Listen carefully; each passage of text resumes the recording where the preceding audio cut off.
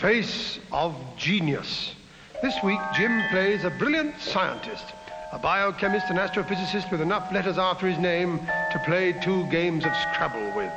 A man faced with a terrible responsibility. Can his scientific genius save the country from the horrifying fate that menaces it? If you are at all nervous or highly strung, cop this little lot.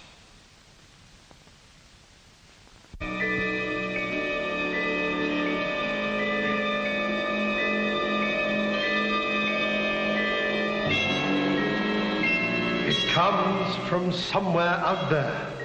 Through the vast empty blackness of outer space, it has been traveling for hundreds, perhaps thousands of years. Past planets, galaxies, whole solar systems which no device of man may ever penetrate.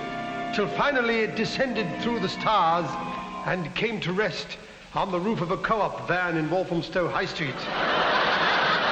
Morell, are you absolutely certain that's where it comes from? The evidence is beyond question. It was a green 3-tonner with a margarine advertisement on the side.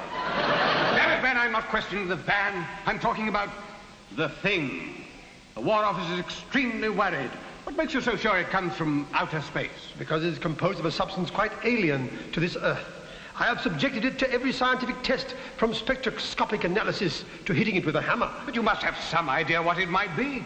The War Office has placed the entire army on a 24-hour standby. Much longer, and we shall have to cancel the searchlight tattoo. We know practically nothing about this thing. Everything about it is an enigma without the variations.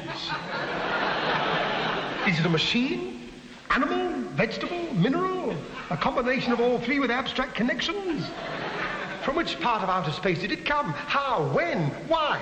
Did some alien civilization just point it towards their sky and launch it into their galaxy? Destination Walthamstow? The Imperial General Staff doesn't want questions, it wants answers. Well, all I can tell the Imperial General Staff, Colonel, is this. It's roughly spherical. Its maximum diameter is 15.37 inches.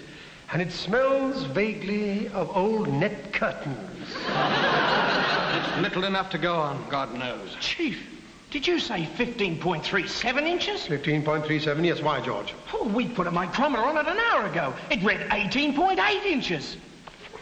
Are you sure? Oh, ask Frida. I checked it with George. It was 15.37 inches. It is now 18.8 inches. Subtract 7, carry 9. Do you realize what this means, Colonel, in scientific terms? What's that? What? It's got bigger. Bigger? You mean larger? It's grown. Therefore, it must be a living organism. Bang goes the searchlight tattoo. Hello, Wallflower. This is Sunflower.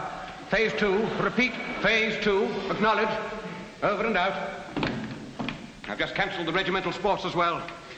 Better safe than sorry. Heaven knows how you shoulder these responsibilities, Colonel. Well, now we know that it's a living organism, my next step is quite clear. All right, George. What are you going to do? I'm going to raise the protective shield. No, you don't. Too dangerous. I forbid it. Colonel, this is my laboratory. And this is my thing. Your thing? Well, my commanding officer's thing.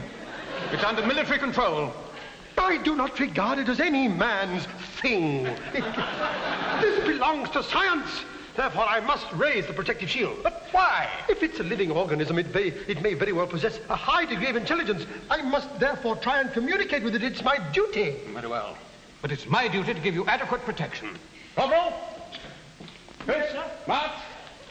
Right turn. Halt, about turn. From a kneeling position, take aim. If whatever's under there makes any kind of unfriendly gesture, fire. Sir. Carry on, Professor. Thank you, Colonel, though I'd feel a mite safer if he didn't actually have one up the spout. Right. Right, George.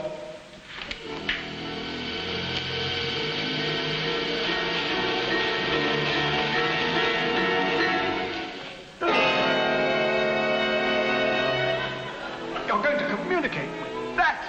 I must try. George, switch on the tape recorder. Good afternoon.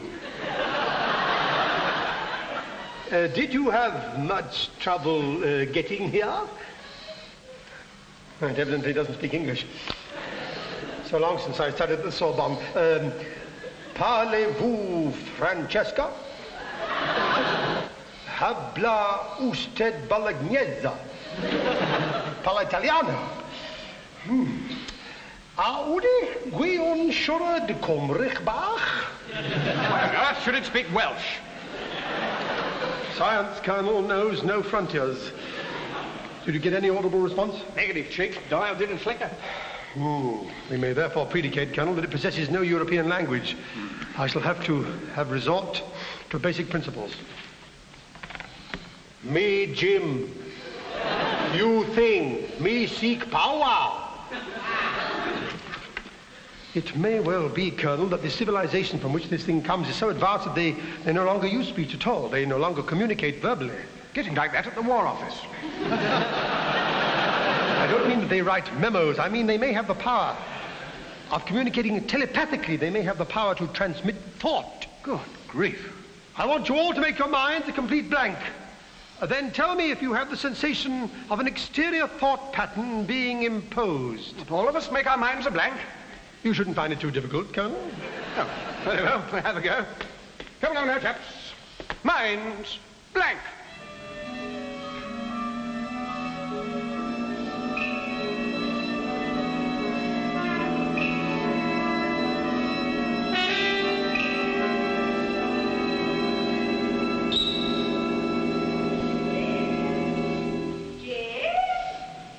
I received something.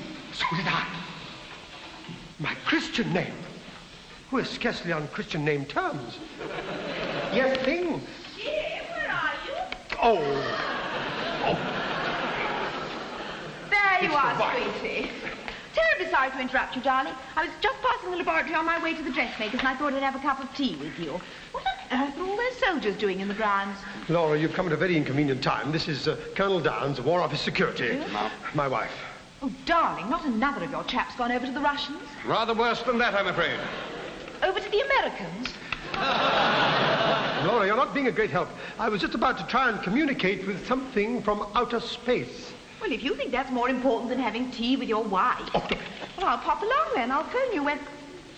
James, darling. there's a man pointing a gun at you. What? Well, of course, I know he's there. He's not pointing it at me. He's pointing it at that. Where on earth did you pick that up? We didn't exactly just pick it up. It came from somewhere beyond this world. It may very well prove hostile. Well, I'm blowed. It doesn't look hostile. Do you know what it looks like? Don't go too close. Don't go too close. Well, it looks like a terribly weird version of one of those puff balls. You know, the things you pick in fields and you go puff, puff, puff and all the little bits float away. A puff ball? Well, that's what it looks like to me, but then I'm no scientist. I'm just an ordinary housewife. Oh, I'm so sorry. I've suddenly come over terribly tired. Is it all right if I lie down on the sofa in your office? Of course, darling, lie down anywhere you like, within reason. A puff ball? I'll just have 40 winks and then I'll... Oh, look. What is it? A hair? No, it's floated off your puffball thing. One of the waving bits. Oh, I can hardly keep my eyes open.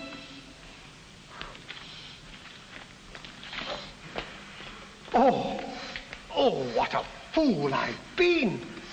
Of course that's what it is. That's why it grew. You're onto something? Yes, I was right in supposing it to be a living organism. I was wrong in supposing it was animal. This is vegetable. Vegetable?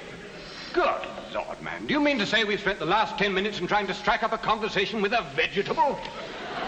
It's not quite as banal as you make it sound, Colonel. This is not just a vegetable like a pumpkin or a pea. This is vegetable as opposed to animal. It may very well be constructed on the puffball principle. These tendrils are spores, seeds. At a certain stage in the plant's maturity, they drop off like things do drop off, and they float away. Well, then what do they do? That I don't yet know. Well, I think you'd better find out. One of them landed on your wife. And Laura? No, Morel. This is my job. Corporal? Sir. Come out, sir. You're not going to shoot her. She's too young. Don't be Mrs. Muir, are you? Don't she? Wait! Morel, I know what those spores do. Let me get in now. No, you mustn't see. You mustn't. She's my wife. She's changed, man. She's different.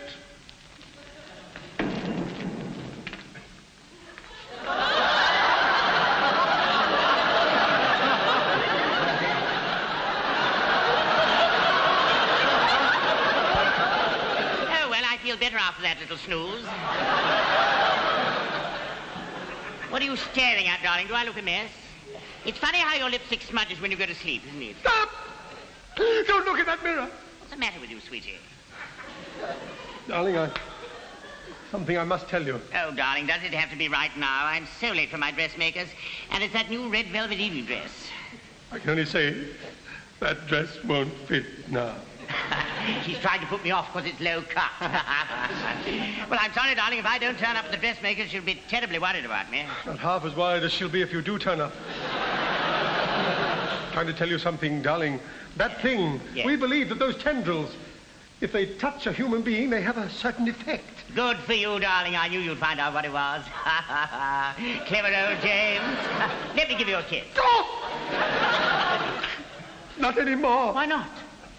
One of those tendrils touched you. Touched me? So it did. James, what are you trying to say? It's changed you. Changed me? Into what? From the observations that I've been able to make so far, into a man! A man! Oh, Jim. That's it. Have a good cry. It'll ease the tension. Jim, how could you? If you had to turn me into a man, you might at least have turned me into a decent-looking one. Darling, yes, old chap. I didn't do it. It was this thing, this devil plant from outer space.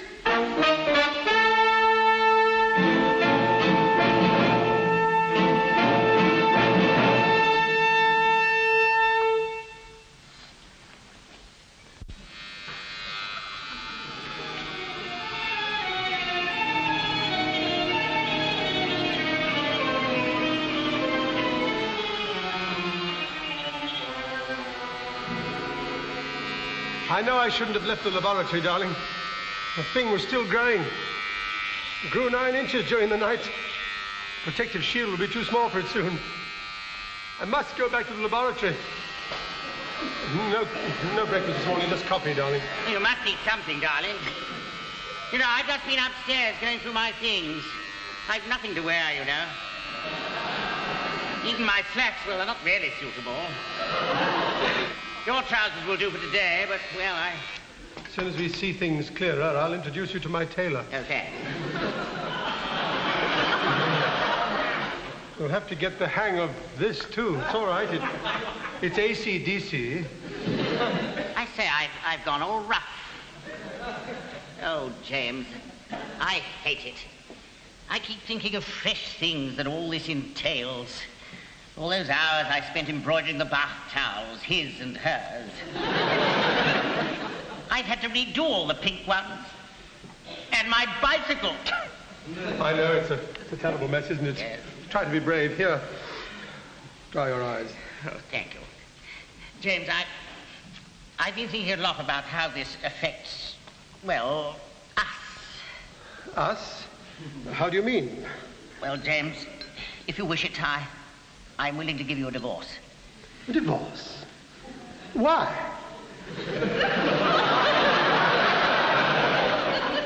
Well, I mean, there's so many things, aren't there? I mean, there's the tennis tournament. Oh, good grief. Yes, I just remembered. We've entered for the mixed doubles. The full enormity of this thing is only just dawning on me. Excuse me, sir. Colonel Downs is here and wants to talk to you at once. Colonel Downs? He mustn't see me like this. Show him in, Lisette. Now what's happened? I knew I should never have left the laboratory. Colonel Downs, sir.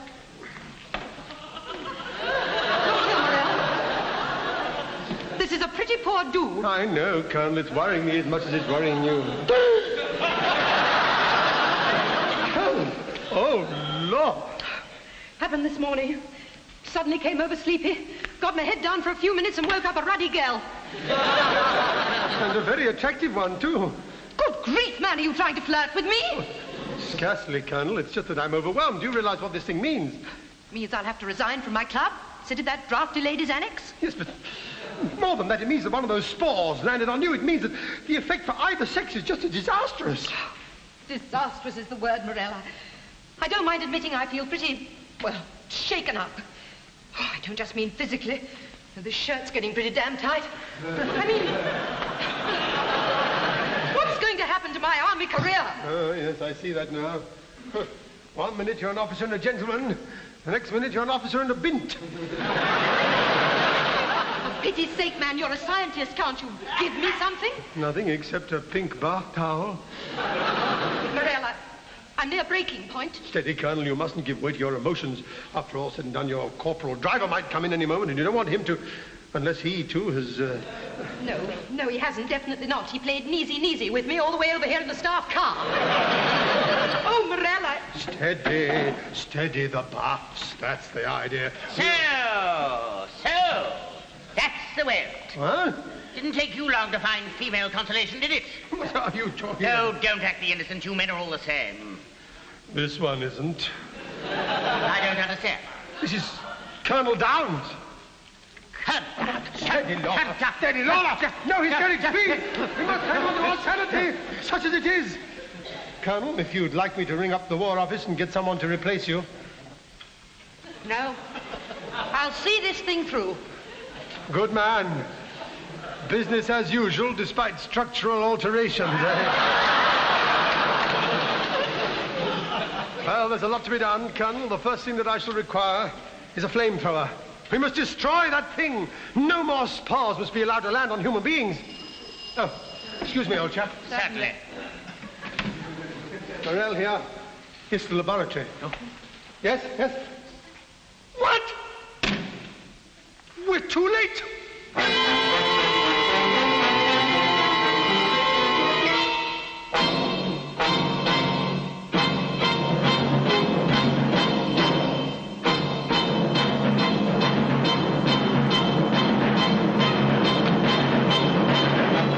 It's burst.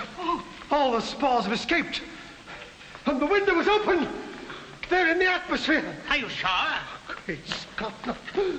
Look at it. It's just a useless smoking kernel. That's it, steady. Sorry, Colonel. George.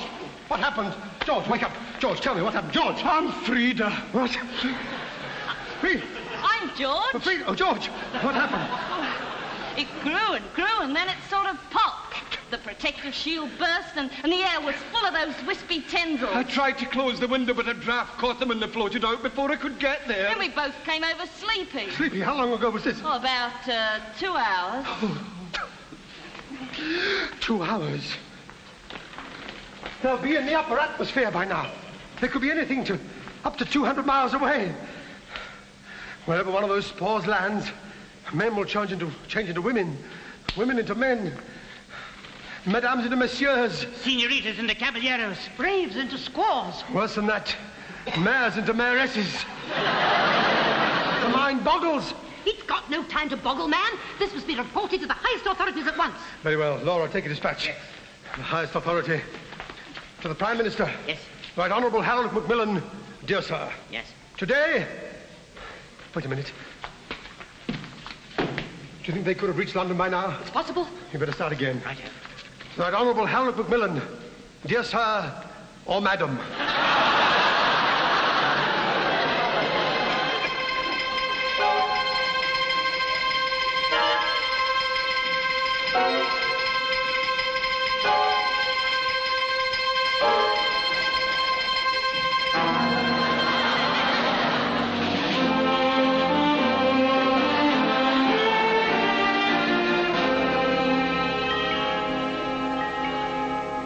And here is the news. The spores. There is no sign of any decrease in the widespread changing of gender.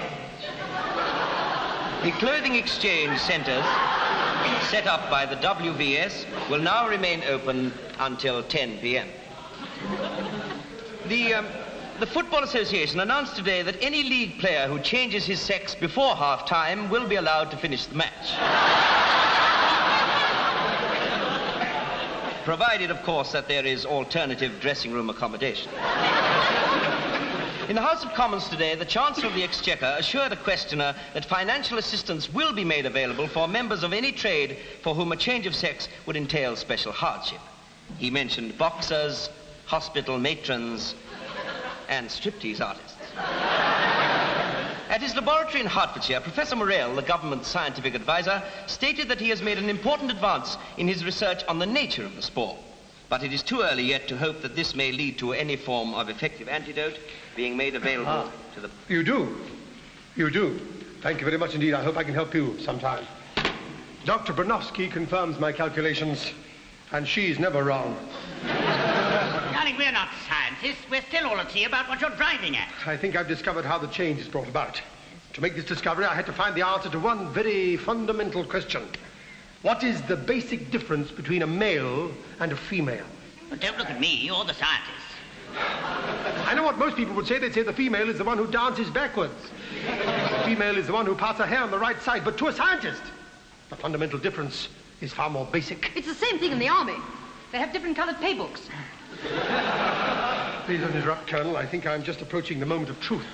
The fundamental difference between male and female is in the speed of their neutrons around their molecular cells. Good grief. Yes, what these spores do is alter the speed. You've been accelerated. You're going round with your neutrons all slowed down. Oh, that's nice. You don't understand, do you? Not a word, darling, but do go on. You make it sound so interesting. It's always been the same with you. You never try to understand my work. At least some scientists' wives pretend to show a little bit of interest, but not you. Oh, no, not you. All you do is walk about thinking about your appearance, what you look like. Do you know how long we were in the barber shop? In the barber shop this morning. I don't know how long or what for. 3 hours? That's most unfair. Unfair and hurtful. What do you expect me to do? Go about looking like an old frump? Like Professor Halliday's wife? Ah, I'm glad you brought her into it. There's a woman. Now, if you mention the word science in front of her, in front of Joan Halliday, she doesn't just stand there with her mouth hanging open like a cod's head on a fishmonger's slab. Oh, that's nice. That's very nice. That's the thanks you get for being bored to sobs at those interminable scientific conferences. Those dreary weekends at Jodrell Bank. And look where you took us for our summer holiday last year. What's wrong with Cape Canaveral? Gentlemen, please. I beg your pardon. Oh, Mrs. Morell, we're all overwrought. Your husband's been working night and day on this thing. He's under a great strain. No more than I am. You don't know what it's like to go round with a man's body. Of course he does. He was a man for years. Oh, goodness, I'm stupid, ignorant. I'm sorry, darling. I hardly know what to call you when I get excited like this. It's just that, well, I feel I'm on the verge of conquering this thing. Well, it doesn't help me and the Colonel. The damage is done. I'm trying to find a way of changing you back. Ah, you mean an anecdote. No. Antidote! Antidote, yes. I'm sure Einstein never had this trouble with his missus. Follow me and I'll show you what I'm working on. Ladies first. Oh, no, sorry, Jude. No, I was right the first time. Laura! Yes. Does it matter? Well... Now, I have data here on everybody who has changed up till midnight last night. Pearl, Carl, and Teddy Johnson were the only lucky ones. They just swapped music and sang on. And here I have details of people whom a spore has touched, but for some reason they haven't changed. An interesting comparison. Why amongst the non-changers were there no women? And in the case of the men, why did some change and why did some not? Now, Ludovic Kennedy changed, but not Peter Dimmock. Yes, and Selwyn Lloyd, but not Mr. Macmillan. Jimmy Greaves, but not Jimmy Wheeler. And why General Horrocks, but not Viscount Montgomery? I wonder if it's because they've all got... Oh, no, they haven't. That's a great help. Thank you, Colonel.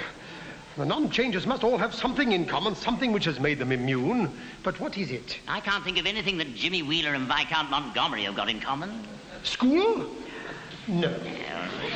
There's something even stranger. Why did Laura and I change, but not you? I'd forgotten about me. Now we're getting warmer. What have I got that you two haven't got? Middle-aged spread. Richard Dimbleby changed. A fine figure of a woman, too.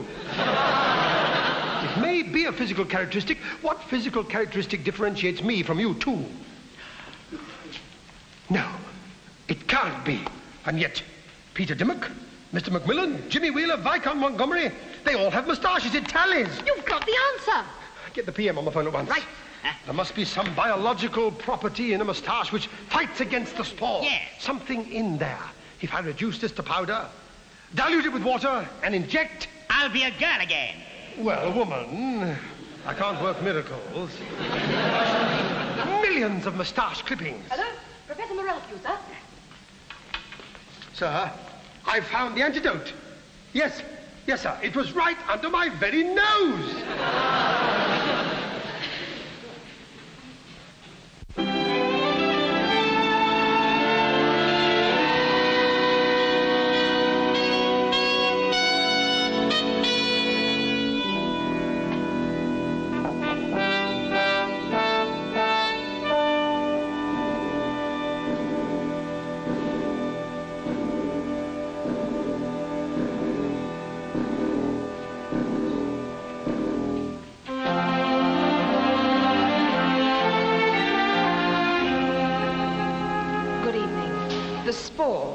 The Minister of Health announced in the House of Commons this afternoon that the spore menace is over. Every victim has now been restored to his or her original gender. The Prime Minister, in a special statement, said that the gratitude of the whole civilized world goes out to Professor Morell, inventor of the Morell moustache vaccine. The very first person to receive the miracle moustache injection, Mrs. Laura Morell, is now in the BBC News studio talking with Kenneth Kendall. Well, Mrs. Morell, you're completely yourself again. Oh, yes, in every detail. It's lovely. Having now tried both, I don't know how men can stand being men. We hoped you'd bring your husband along with you so that we could congratulate him on this really tremendous achievement. Well, Jim would have come, but at the last minute that Colonel Downs turned up at the lab again. It seems that some strange unidentifiable thing fell during the night on a hockey pitch in Frown Barnet. Oh, well, perhaps you'll congratulate him for us on behalf of every man who... I'm terribly sorry. I'm afraid I must interrupt you. Professor Morell has been working on this new thing all day, and, well, perhaps it's best that he should tell you himself.